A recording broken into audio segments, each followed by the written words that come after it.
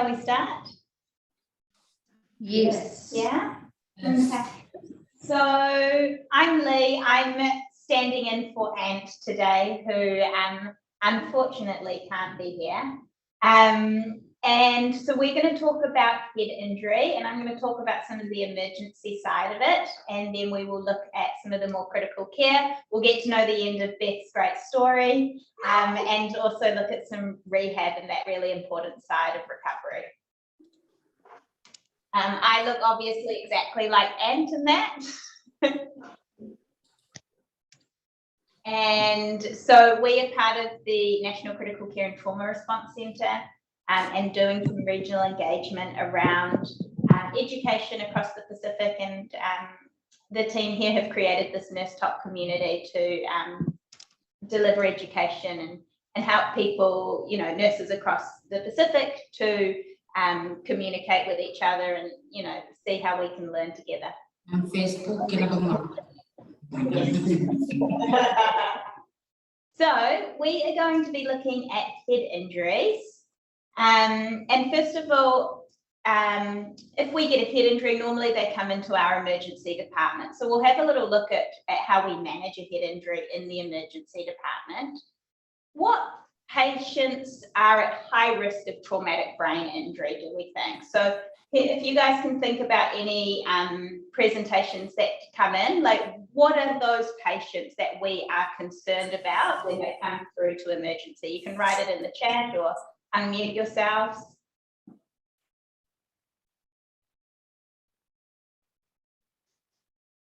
Anything? No? Can I ask? Doing some typing up there, yeah. Can I ask a question? I guess more specifically to Nauru, because you've got some great ambulance people there. Do you see a lot of head injuries over there? Because you have.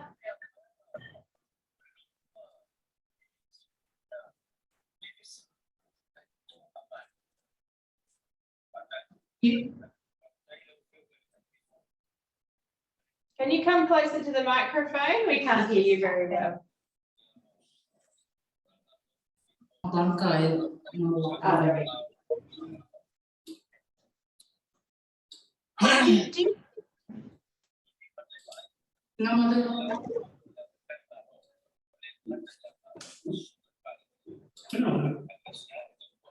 Yeah, so Cherish says accident cases, yes, they have a lot, and they have a season, and that's from the ambulance boys. Is that a football season thing or a wet season on the road thing? Sorry? Football make it. Say again, Cherish? Yes, they're saying a lot from sports injuries like footy season.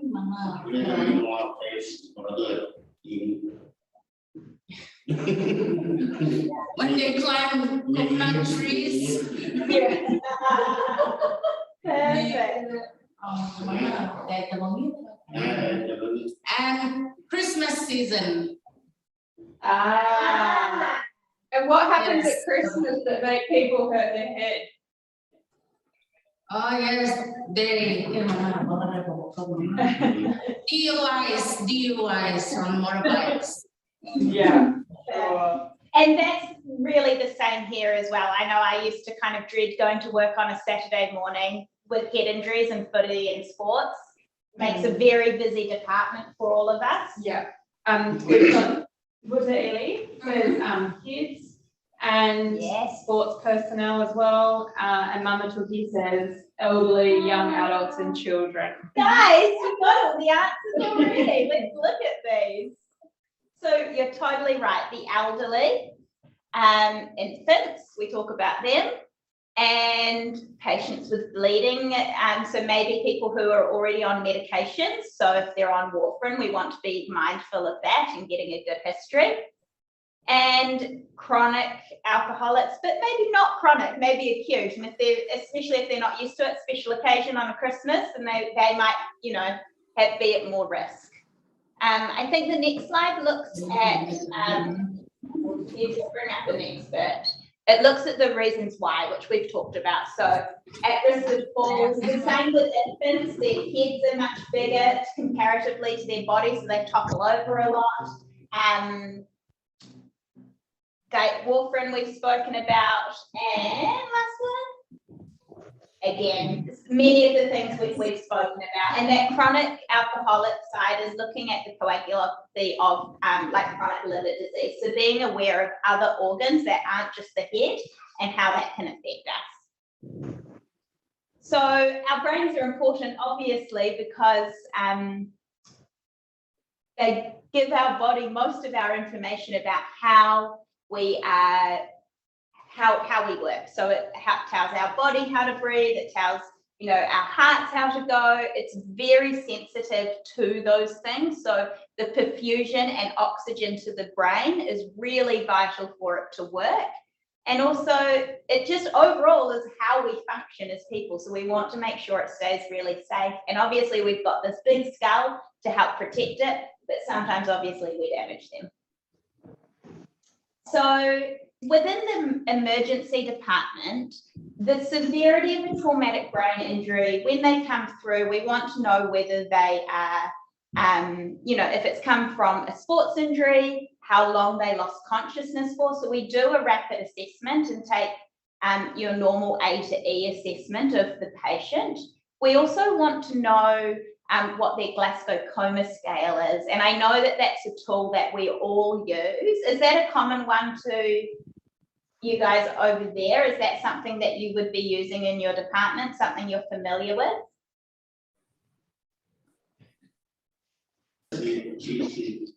From Nauru, the ambulance boys, they're saying they never deal with GCS. They don't have to do that in their line of work.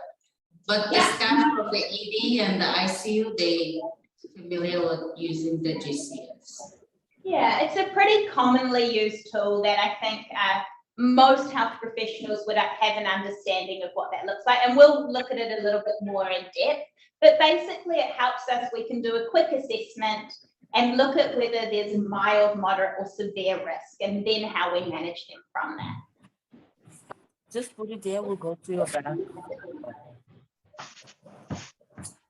Yeah, in front of me. One moment. Yeah, there we go. So this is the Glasgow Coma Scale. So it works on a scale, a level of risk comparative to your eyes, the voice, so what people are waking up to, and their motor ability. And we're going to have a little look at that at the moment of how to do them, if you guys would like a refresher, and also what sort of things make this a good scale to use, and also the risks of making it and some of its disadvantages. Hi guys who are joining us. So many Nauru. So good. So this is a video. Would you guys, can you just do a thumbs up or thumbs down of whether you would like there's a video here to give an overview of how we do a Glasgow Coma Scale. Would that be something that's helpful for you?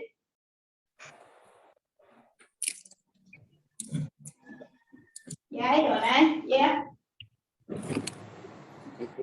Perfect. All right.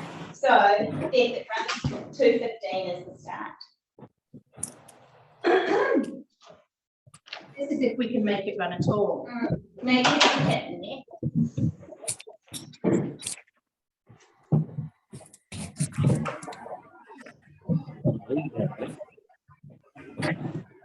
Bear with us. One moment.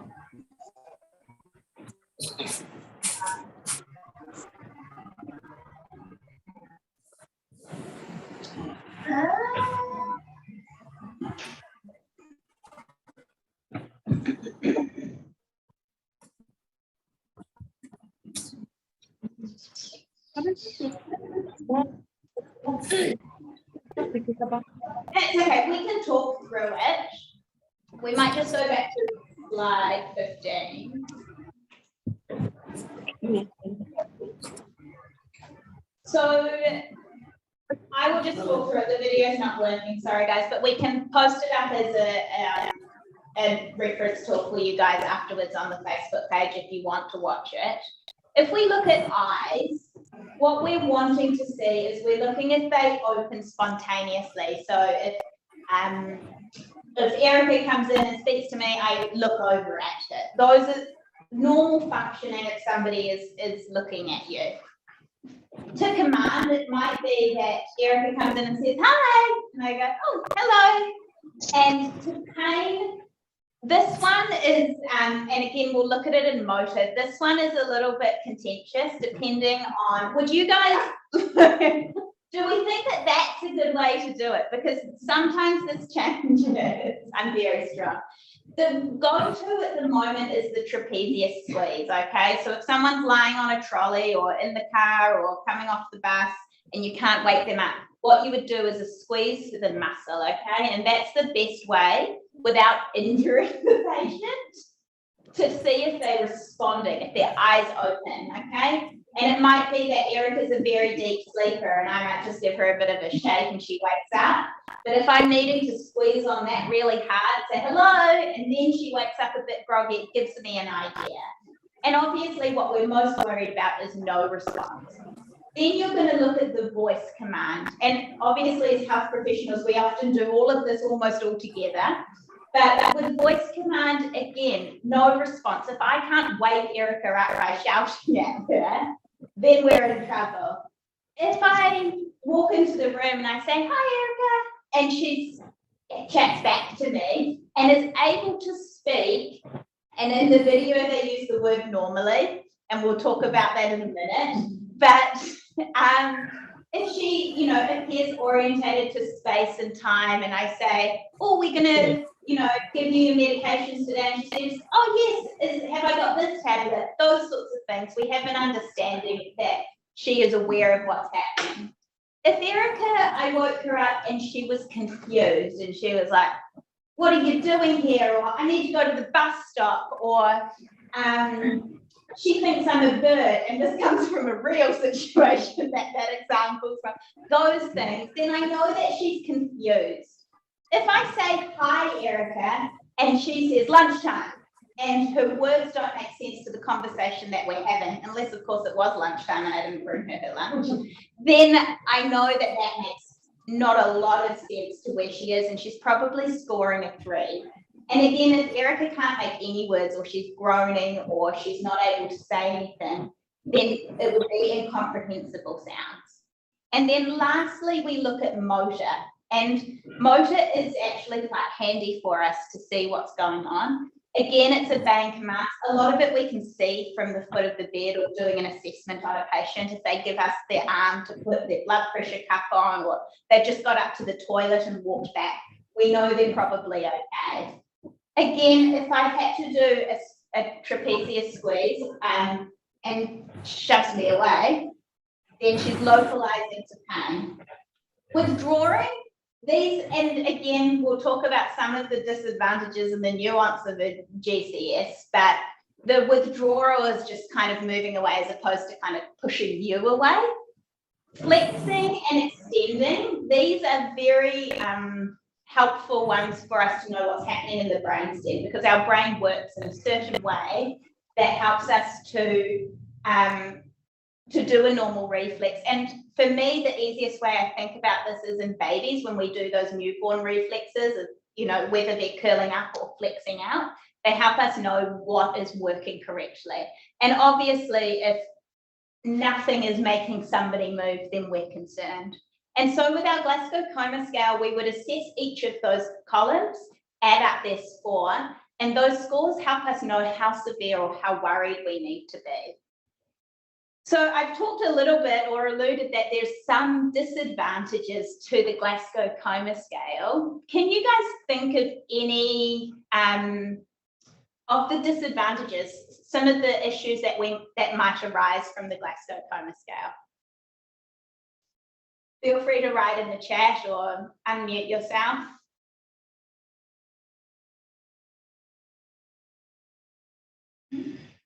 Yeah. Not that one.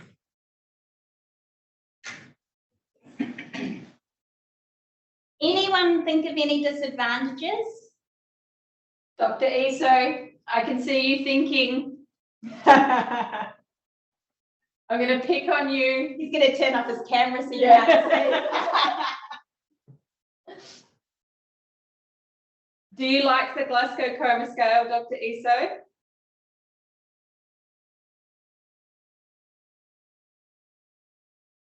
Let me unmute you. I'm unmuted. One moment. You can unmute yourself now.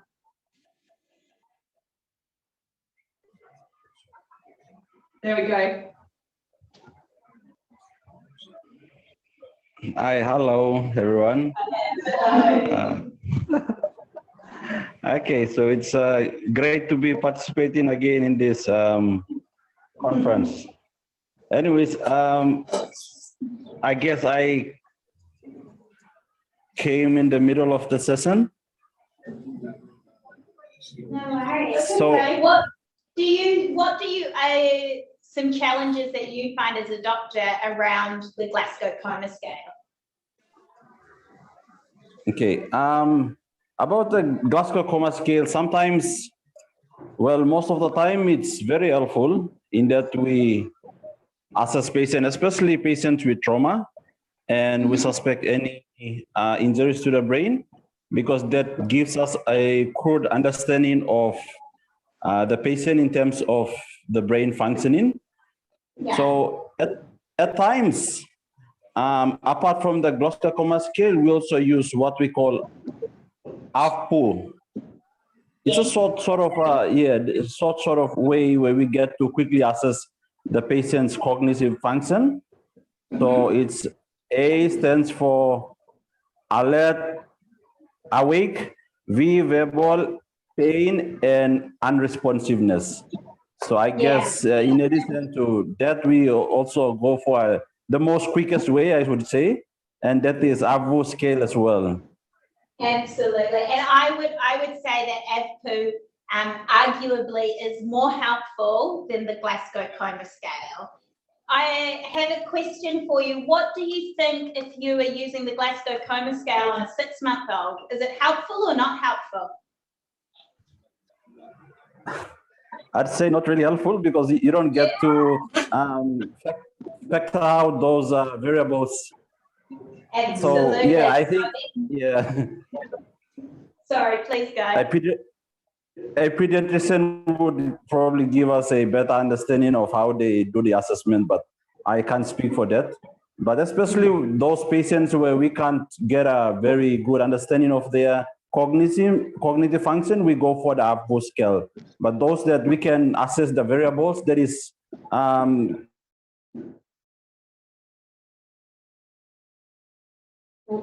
No.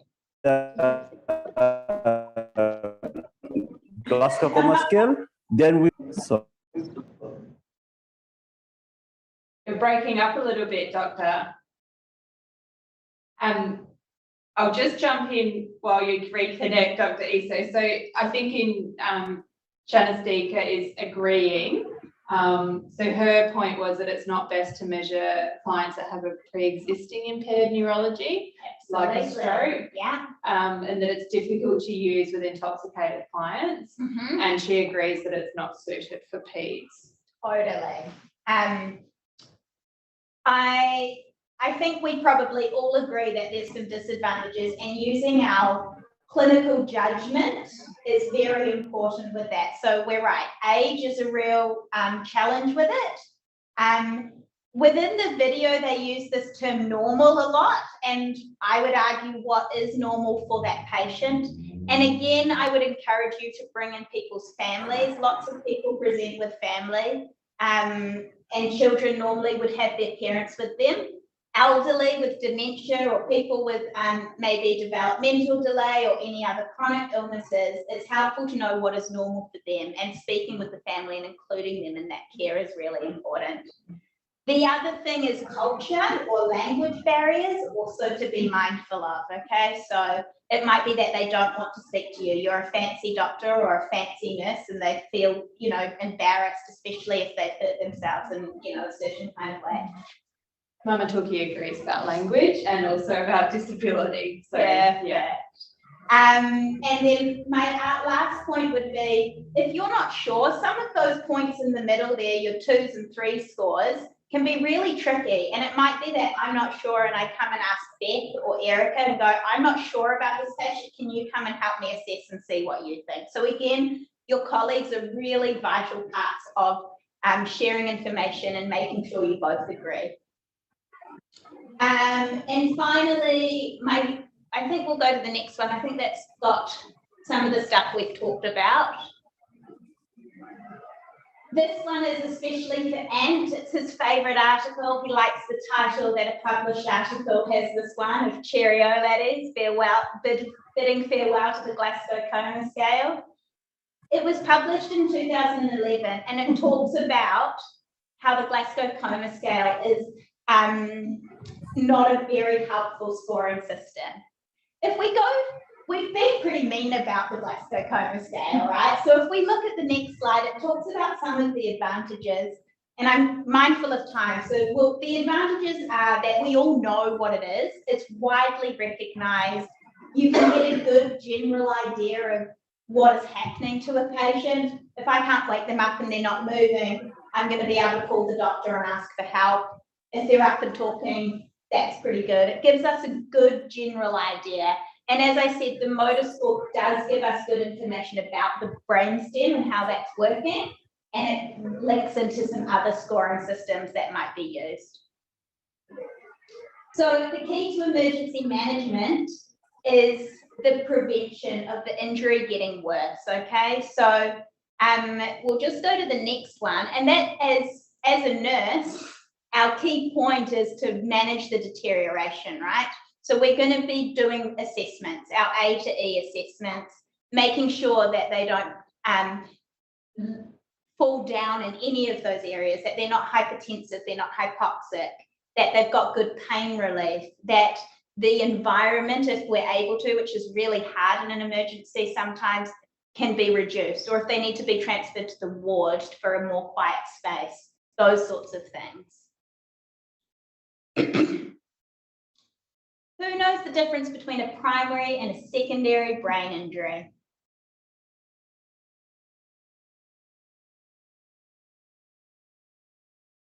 I expect you all do, is the question. So a primary brain injury is when they get it, when they physically knock their head to the floor or something falls on them or somebody hits them, they're in a car crash. That is our primary cause. And our secondary cause is looking at where we step in. So our secondary injury, if we as healthcare professionals are not monitoring them and looking after them, then there is potential for secondary injury to occur, okay? So again, looking at that metabolic disturbance, looking at hypoxic brain injury, those sorts of things. We're wanting to improve their outcomes once they're in our emergency. Now, we've talked about some of the scoring, how you figure out if they're bad, severe.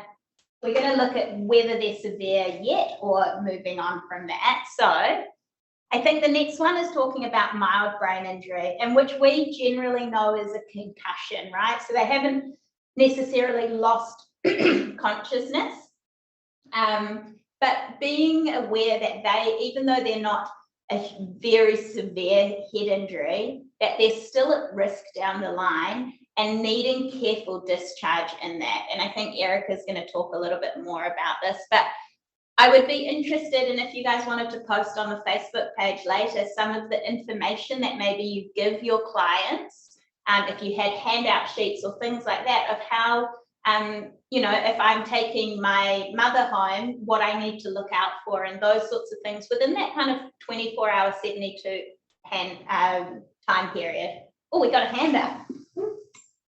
Who has got this? Hi. Great PPE. Yes, it is. Michaelisi, you have your hand up. Was that an accident or do you want to say something?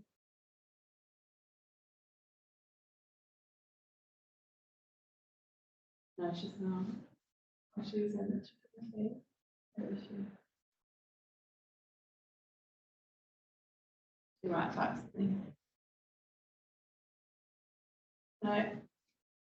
Michaelisi, did you want to say something? Just nod yes or no. She might be tired. We'll come back if we need, yeah? So if you go to the next one. So these ones are very generic and they're just an example. Obviously, you're going to have them in dialect that, you know, you would have for your clients to understand. It might be that pictures are really helpful to give an example, but things like resting, not driving a car, we're trying to minimize the damage that can happen. Looking at pain relief that they have at home, not drinking alcohol, if you want to go to the next one, and looking at ways that they can, you know, get better as well, but not within the hospital setting. Erica, do you want to talk some more about? Yeah, so this is sort of examples of the information that we give patients here in Darwin.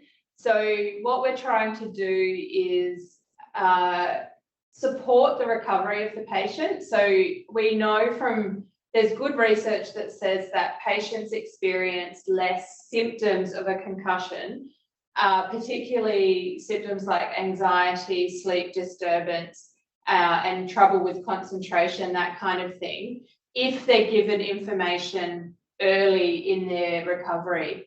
So the gold standard for management of concussion in terms of discharge is giving them written information, or at least giving their family information and giving the patient education before they leave hospital, because they don't really need to be in hospital. They're probably better being at home. But what we need to do is make sure that they know what to expect and they know how to manage their symptoms. And then the second thing we want to do, like Lee said, is make sure that we're preventing further harm. So someone that has a concussion is at more risk of hitting their head again, because their balance might be affected. They might be dizzy when they stand up or change positions. Their reflexes might be less. So that's why we don't want sports people to go straight back to playing sport, particularly contact sports, after having a concussion, because we know that they're more likely to have trouble dodging people. Their reflexes and reaction time will be less. They shouldn't drive cars because they're at greater risk of having an accident. And we know that things like alcohol and other drugs can make the effects of the brain injury worse, and then also compound that risk of a further head injury.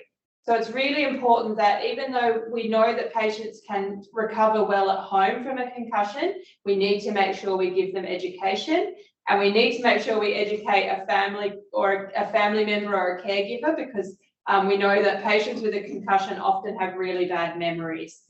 So we need to make sure that we're not relying solely on that person to remember all the important information.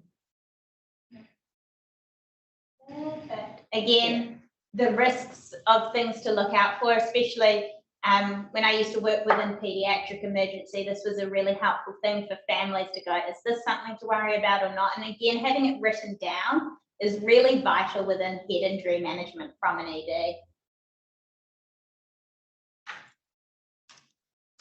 Critical care. I thought that was blocked.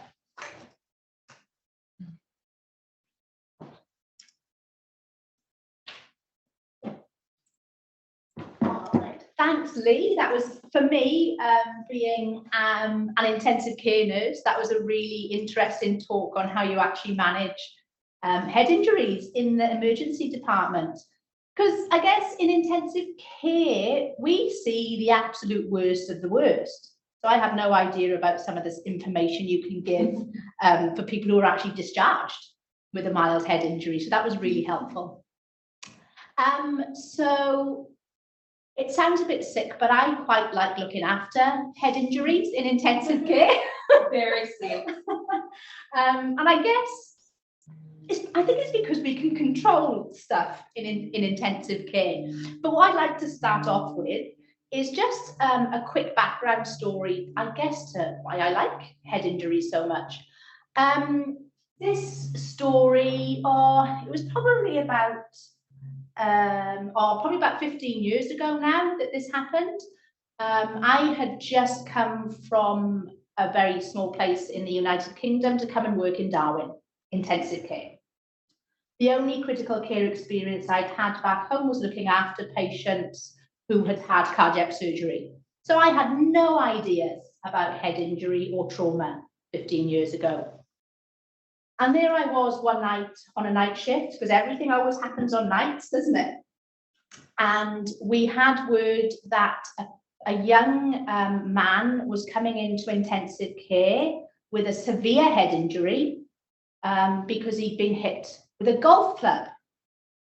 Now, I innocently said to the nurse in charge, 2 o'clock in the morning, why are people playing golf at 2 o'clock in the morning? They wouldn't be able to see the ball. So of course she turned around to me and said, Beth, they're not playing golf at 2 o'clock in the morning. It's been an assault. Now, I was very new to all of this, and sort of having now lived in Darwin for 15 years, I realised actually most of our head injuries that end up in intensive care are through assaults, also through road traffic accidents, and also the same as Naru was saying before, a lot of driving under the influence as well. And I'm not sure about where you all stand, but it tends to be the younger males that we see that come in with these severe head injuries, which is really, really sad. So anyway, this young gentleman came in with a severe head injury, and we had to put him on a ventilator, and we had to look, I think he was in intensive care for about maybe 2 weeks, and then went to the ward, and he actually ended up going home. All right. And he then came back about 6 months later to intensive care to say thank you to us for the care that he received. So even though he suffered an enormous an assault and quite a really bad head injury, his outcome was quite reasonably good. And I think a lot of that is to do with certainly both pre-hospital care, ED care, and then intensive care followed up by really good rehabilitation care. So I guess what I'm saying is it's a team effort. So that primary head injury that Lee was on about earlier, we can't stop that happening. That's already happened. But our jobs as ED people, ICU people, and rehab people are to prevent the secondary brain injury. So what I'm going to quickly run through is some of the things some of the simple things we can do in intensive care to prevent that secondary brain injury getting worse. So this, yeah, so this is kind of what my first head injured patient looked like. And another thing I forgot to mention was I never looked after anyone with a cervical collar on either. So I didn't even know how to turn these patients and wash these patients. It's really quite scary. Next slide. So basically, with head injuries in a critical care environment, the rule is just keep everything normal, all right? And what I mean by that is we want to keep their oxygen levels normal. So whether that means just giving them via a Hudson mask, or whether we need to intubate them, but their oxygen levels just need to be normal. As do their carbon dioxide levels and their temperature and their blood pressure, and also their brain or cognitive function. And really that's up to us as doctors, nurses and allied health, isn't it, to try and keep everything normal. So there are a number of ways we can do this. Oxygen is really important. as we all know, not just for brains, but for other organs in the body. But I guess if our brain isn't well oxygenated, then the outcomes are going to be a lot worse. So, as I say, just by delivering enough oxygen to keep the oxygen levels in the blood high enough to keep the cells in the brain regenerating and working is really, really important. Carbon dioxide. So carbon dioxide levels being normal in head injured patients is actually really important, because actually, why are carbon dioxide levels so important in head injuries? Has anyone had any experience with this? Should we pick on someone? We'll give Dr. Issa a break. Thinking. Who else would? Has anyone? Can you just put your hands up if you've looked after someone with a head injury?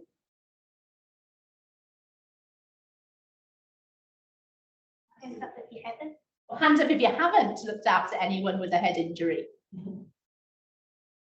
You're all too shy. Or Shana's Oh, I could ask either of those. Shanice, have you? What are your thoughts on carbon dioxide levels in head injuries? Have you got anything to add?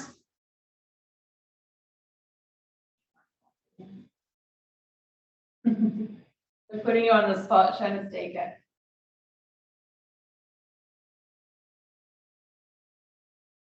That's all right, that's okay. Look, it took me a while to understand this, and I actually still have to think about it a reasonable amount.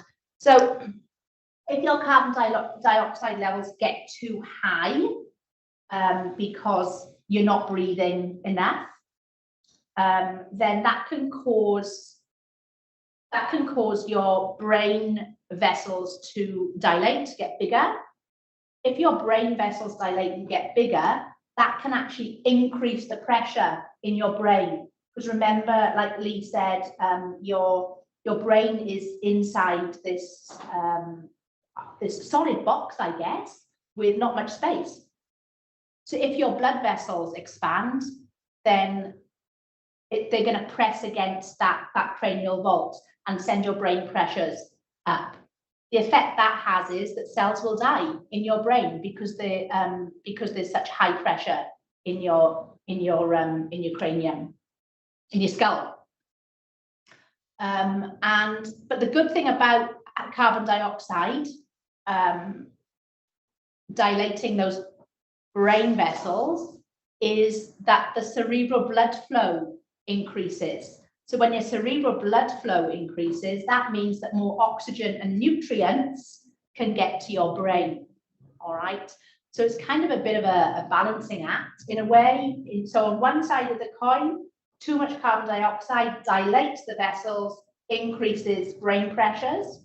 On the other side of the coin, carbon dioxide dilates vessels, allows more blood flow, and allows more nutrients and oxygen to get to the brain. All right. Too little carbon dioxide and the vessels vasoconstrict and get really narrow. So that has the opposite effect.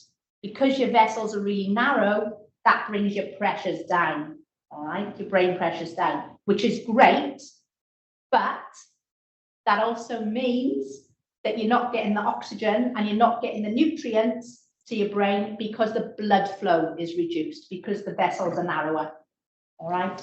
So that's the reason why we keep carbon dioxide just normal. I'm not going to go too much into neurological observations because Lee chatted about that before, but again, just try and keep your neuro-obs normal as well. Check pupils every hour. I had a situation once where it was again on a night shift. I checked someone's pupils at 6 o'clock in the morning, and they were a size with a head injury, and they were a size 3. I checked them again at 7 o'clock, just before handover. Pupils had blown. Always at handover, Always isn't it? at handover. So that's also a really bad sign that her pupils had become a size 9 or 10. And we rushed her down for scans, and unfortunately the scan showed that she was progressing to brain death. So it just goes to, really highlights the importance of doing regular observations so that you can detect if there have been changes. And I think this slide just also highlights that there's many different scales and many different parts that play into that, and looking at what are your local guidelines and what, you know, your physicians and your multidisciplinary approach is to keep an eye on that patient. And then, for those people that have had experience with head injured patients in intensive care, so usually what we do is we keep them nicely sedated for about 72 hours, which is probably why I just like looking after them so much. Yeah. But then once after those 72 hours, and we're hopeful that the brain has had a rest and hopefully made some type of recovery, we try to wake them up by lessening the sedation. And I can anecdotally say, I have never, ever, ever woken up a head injured patient who was woken up appropriately. They are always confused. They're always often combative as well and can be quite violent. And they are really, really difficult to communicate with. But this is where Erica's going to come into later on. So yeah, it's I think honestly, post head injured patients in intensive care post waking up are probably some of the hardest patients to manage. They're really challenging, really challenging. And that's when you send them to the ward. Okay. Ward nurses are amazing. They are. So much patience. Absolutely. Good. Yeah, any questions about intensive care stuff? If you have, either put your hand up or you can write it in the chat and we'll answer them at the end of the session. I'm going to hand over to Erica now for the rehab part. So at least Beth has been honest about managing head injury patients in the ICU, which is that they spend the vast majority of their time asleep. And the moment they wake up, the nurses do their best to get them to the wards. So head injury patients, or patients who are recovering from a head injury, are a really challenging group of people to care for. I have spent a lot of my career looking after patients recovering from traumatic brain injuries, and they are definitely, I have some very strong memories, some very good and some not very good. But hopefully in the next little while, we'll take you through some of the reasons for why patients are the way they are as they're recovering, and some of the things that we can do to support their recovery. The thing to remember is that it's rarely the patient's fault. Their behaviour is rarely their fault. They're rarely doing it on purpose. And their brain is usually struggling a lot as they recover. So, what can go wrong when the brain is injured? Does anyone want to tell me what are some of the things that can happen when your brain is injured? What might people be experiencing as they recover from a brain injury? Don't be shy, you know I'll pick on people. Erica. David, in Nauru.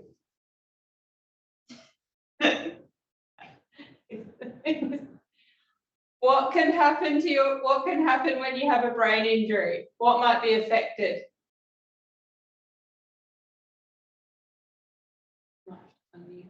Oh, they might not it.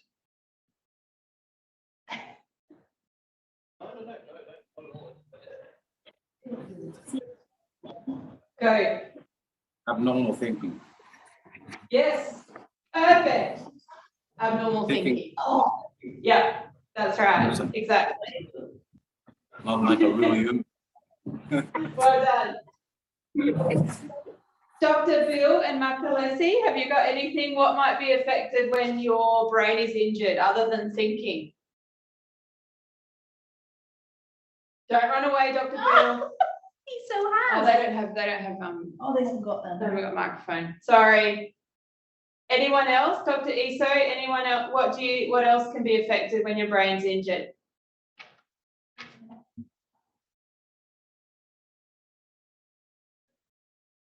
And unmute you. He has to do it.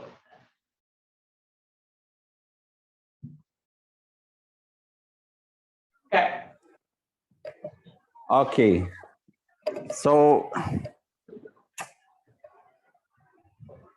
we know that the brain is it's described as a control center of the body, which means that it has different areas that is responsible for different coordination of different activities in our body. Yeah. So as when we have any injuries to the brain as a result of either the primary injury, which is due to a force or whatever that is causing that injury, and the secondary injury, at the end of the day, there's going to be scarring of the tissues after all the secondary insult. So which means that what area of the brain that is having the scarring and what type of activities that it controls, it's going to be affected. Yeah, So that's right. when So it affects, when it's affected,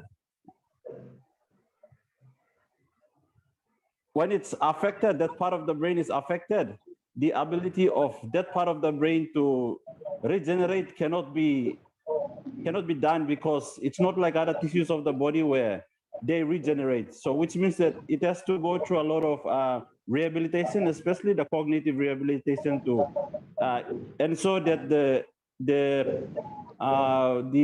plasticity of the brain somehow regains its function again. So it helps the part of the brain that is responsible for that activity to at least get functioning again. Yeah, that's right. So exactly right. So thinking is probably one of the biggest challenges that people have when they have a brain injury. But because, as you said, Dr. Iso, depending on the location of injury and the other aspects like generalized swelling and edema, you can also have diffuse injuries, which are very microscopic, shearing in the axons. So all of that stuff means that lots of different aspects of a person can be affected when they have an injury to their brain.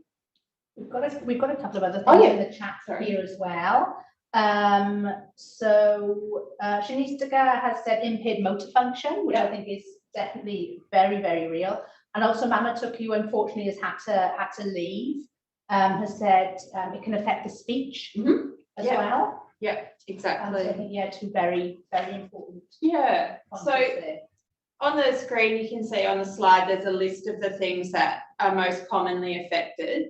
And I think you guys have covered all of those. And so the thing I think to remember with brain injury is that you can have motor effects, and also the cognitive processing aspect as well, which often marry together and make it quite complex. The other thing that often gets forgotten, but it's really important in acute brain injury recovery, is the issue of fatigue.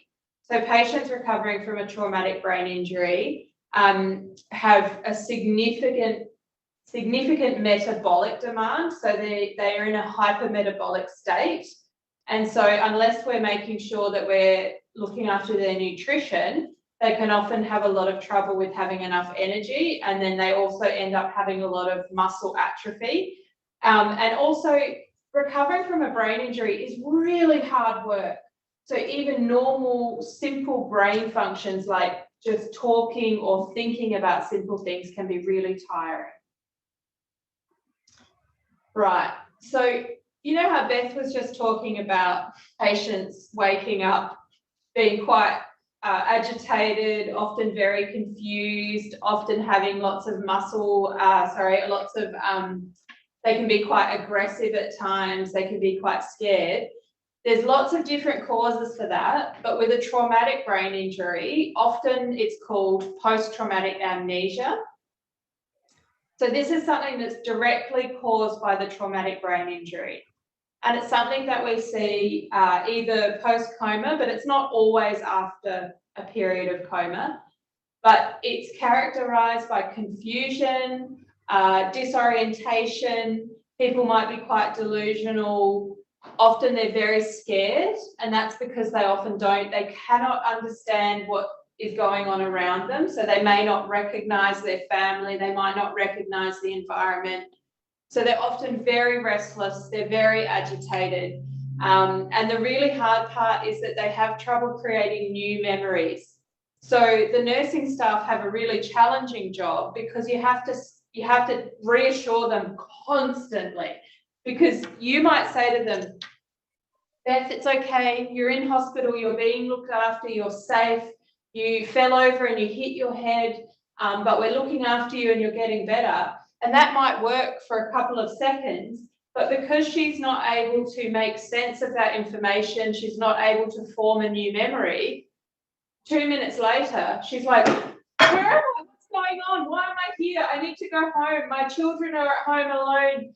And so it's a really challenging nursing job to keep reassuring and it can be really tiring to keep saying the same thing over and over. But we really need to engage our empathy and our compassion and our love for our patients, because it's really scary. Often their behaviour is because they're very, very scared. The thing with post-traumatic amnesia is that it does pass eventually, but it can take several weeks and up to several months for some people. And it can be a really challenging thing. Yes. I would just like to add to that being mindful of your team and who they are looking after. Sorry.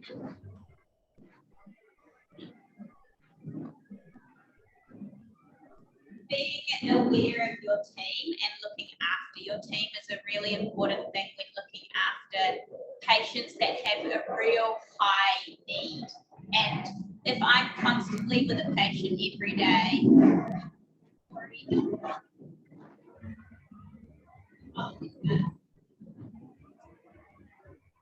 The Air Force are doing exercises in Darwin at the moment, and so we have fighter planes flying over the top of our building because the airport is just over there.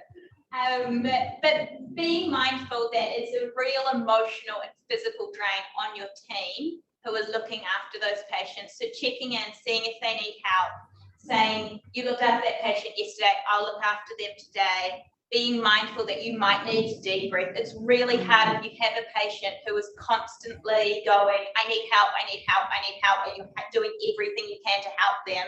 It's exhausting and quite emotionally draining as staff when we look after them. So looking out for your team is a really important side of traumatic brain injury. Yeah. And engaging the family to help. Yes. And that's why it's really important that you educate the family about what's happening, so that they understand that the person is not necessarily doing it on purpose and it's a normal part of their brain recovering. So you have to do lots of reassurance. Another reason why someone recovering from a brain injury might be confused or have behavioural disturbance is because they might be delirious. And it's really complicated with brain injury to try and work out what is post-traumatic amnesia and what is delirium. And sometimes they happen at the same time, which is just a really difficult spot to be in for healthcare staff. So, but what the thing with delirium is, it's not caused directly by the traumatic brain injury. And so one of the things that you can use to decide, is it delirium or is it post-traumatic amnesia, is that post-traumatic amnesia starts as soon as the patient starts to wake up for their coma. So you're not going to have a time where the patient is not normal and then suddenly their behaviour gets disturbed. That's not post-traumatic amnesia. But that can happen with delirium. So you might have a patient who's recovering really well, and then they develop some behavioural problems, they might be confused, they might be disorientated, that's when you start to think about, is this a delirium? Do they have a urinary tract infection? Are they metabolically sound? Are they dehydrated? Are their electrolytes off? You know, do they have some kind of other infection that's going on or some other cause for this delirium? And there's lots of other causes of behavioural disturbance, which we won't list all of them now, but particularly where I've worked, often our patients might start withdrawing from drugs or alcohol. And so that can look like a brain injury, but it's actually due to withdrawal from substances. And sometimes people are just weird and behave badly in hospital. So that's also something that you need to keep in mind. So obviously the topic of rehabilitation from a brain injury is huge, and I can't talk about all of it today, but some things that I really wanted you guys in hospital settings to think about and to be aware of are that so stimulation is a really big issue with people recovering from a traumatic brain injury. So when I say stimulation, I mean noise, light, pain, people touching or things touching you, hunger, needing to open my bowels or needing to use the toilet. They're all things that can be considered stimulation. And when you're recovering from a traumatic brain injury, little bits of stimulation or big bits of stimulation can be very overwhelming for patients. And recovering brains can be overwhelmed by even very simple tasks. So we need to be mindful of that, because this hypersensitivity to stimulation can set off a lot of those behaviours that we were talking about before. And so you see that your patients, they don't rest well, their behaviour might be disturbed, patients can be really irritable, they might have difficulty completing tasks because they can be really distractible. So they might be brushing their teeth and then someone comes in with their breakfast and suddenly they can't finish brushing their teeth because they're so distracted by the fact that their breakfast arrived. Or you might be trying to take their observations and you're asking them a question while you're also asking them to do something else, and their brain just can't cope with it. So it's really important that we try and minimise stimulation for our patients recovering from brain injury and make sure that things are really simple. So if you're talking to a patient who has a brain injury, you want to use short sentences, use yes or no questions. So, do you want a drink of water? And then give them time to think about it and then give a response. Or, would you like to go to the toilet? Not, would you like to go to the toilet and then when you get back, I'll go get you a drink of water. Does that sound good? So you can see how that sentence is much more complicated than breaking it into single questions that have a yes or no answer, and then you give them time to respond because their brain is taking lots more time to take in the information, understand the question, and then produce a response, okay? So it's really important that you go slow, you'll give your patients time to respond. And if you find, say, that you notice that you have a patient who is normally quite calm, but when the doctors come to do their round and there's suddenly lots of people around the patient's bed and there's lots of people talking over the top of them, if you notice that that patient starts to get a bit restless or fidgety in the bed, or maybe they start to get a bit angry, or if you notice that every time, you know, the patient's hungry, they start to try and climb out of bed even though they've got 2 broken legs, and they're worried and they get really agitated, I want you to start to think, like, do I think that maybe this is a hypersensitivity? Is it the stimulation that's making the patient behave like this? So we really want to take a functional approach to looking after our patients recovering from brain injuries. And Rehabilitation, yes, it's mostly done by physiotherapists and occupational therapists and other rehab staff, but nurses and doctors all have a role in supporting our patients' rehabilitation. So what we want you to do, and speaking from the rehabilitation side, what we want you guys to do is we really want you to encourage your patients to do as much as they can for themselves. And that is really hard for some nurses because you're all very caring and you like to help your patients, but it doesn't help their recovery. So if you can, let your patients try to do things if they can. So try brushing their teeth, try eating on their own, try putting their shoes on. All of those things, it might take them longer and it will probably look really, really difficult, but the more opportunities we give to patients to do things for themselves, the quicker they're going to recover. And it can as well help with some of those feelings of frustration and feeling like they don't have any control over their environment. Again, teamwork's really important in that. If you're one of two nurses who are on the ward saying, saying, I'm going to be with this patient for half an hour, can you keep an eye on my patients? And supporting that is really valuable.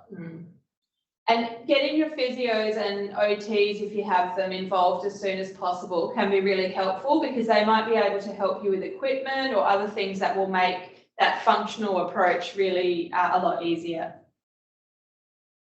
Okay, so rest and diet are really important for patients recovering from a traumatic brain injury. We want to encourage routine, so we do try to maintain a daily routine of breakfast, lunch, dinner, showering, maintaining normal activities.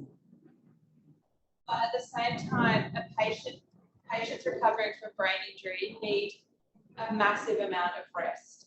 So I have looked after patients that have basically slept for 20 hours out of every day because they are so fatigued and their brain needs so much energy.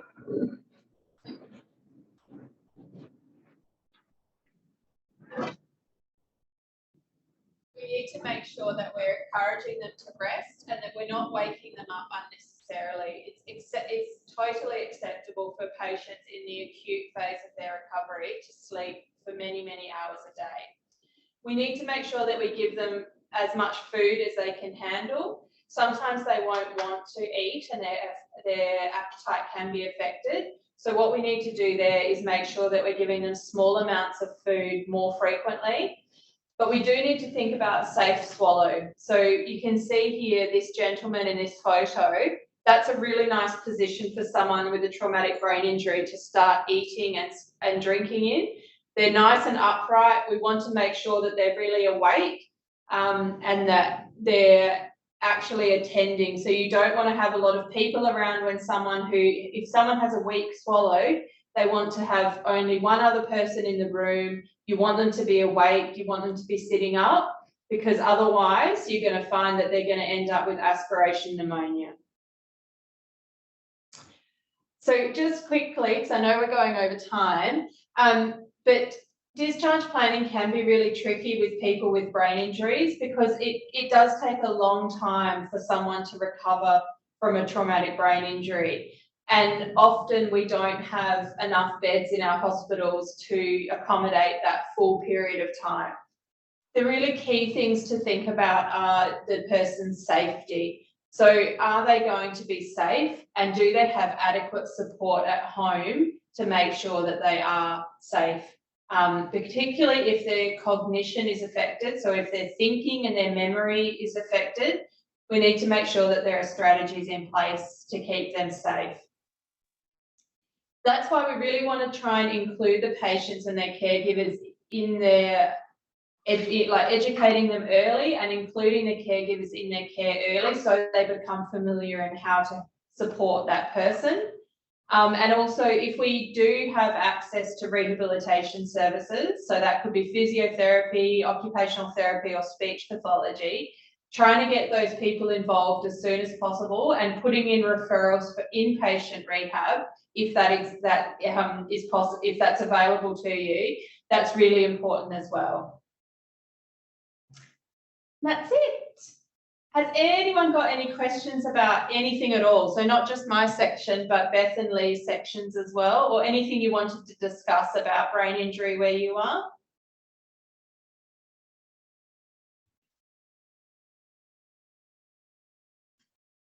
Anything in the chat?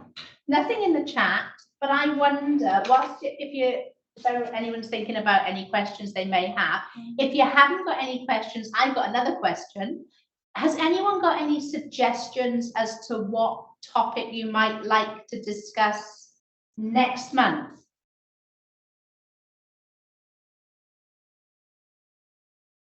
Happy for you to suggest anything now or in the chat, or if not, maybe pop it on the Facebook page, because we kind of want to do stuff that you all want to hear about and join in with, because it makes it so much more fun that way. And you can also put questions on if you think of any questions about this session today as well, you can also put that onto the Facebook group as well, because we'll check that regularly and we'll get back to you. And it's nice to hear your stories. Like, it's nice to hear about Beth's experience looking after head injuries. So if you guys want to share that and, you know, some of the ways that you manage it in the ED or your discharge paperwork, those sorts of things, really helpful for everyone else to learn.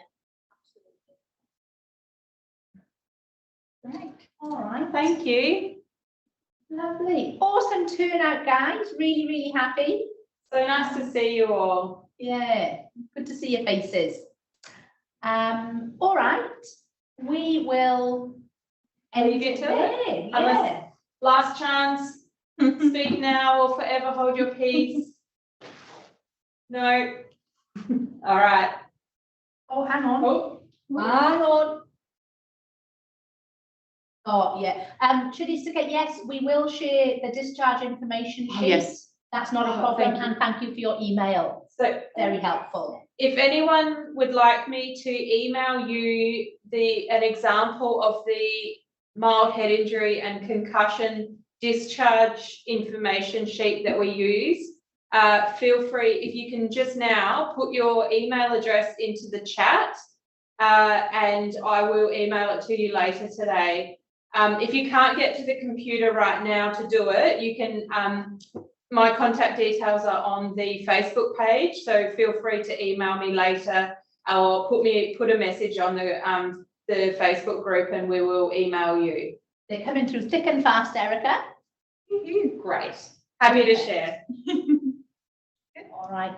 Enjoy the rest of your day. Bye. And we will see you next month, if not before. Bye. Bye. See ya. See you. Bye-bye.